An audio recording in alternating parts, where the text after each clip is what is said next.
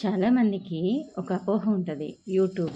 యూట్యూబా అని ఒక చిన్న చూపు ఉంటుంది. అట్ దట్ సేమ్ నిజమా? టైం అబ్బో, వీళ్ళు యూట్యూబ్లో వీడియోలు చేసి సంపాదిస్తున్నారా కోట్లు కోట్లు అని అనుకుంటారు.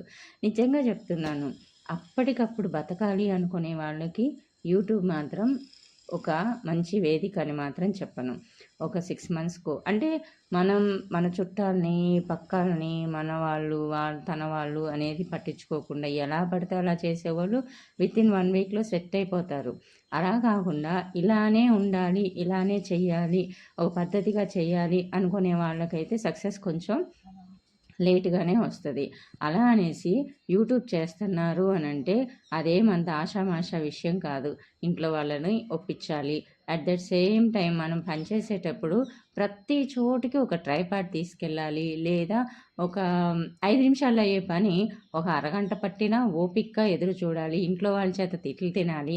ఇన్ని ఉంటాయి. ఇన్ని ఉంటా యూట్యూబ్ ఎందుకు అని అనుకుంటున్నారా? బయటకెళ్ళి ఉద్యోగం చేసే అంత టైం లేక.